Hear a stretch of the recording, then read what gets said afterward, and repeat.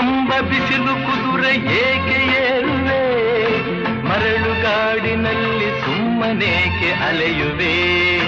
ಅವನ ನಿಯಮ ಮೀರಿ ಇಲ್ಲಿ ಏನು ಸಾಗದು, ನಾವು ನೆನೆಸಿದಂತೆ ಬಾಳಲೇನು ನಡೆಯದು.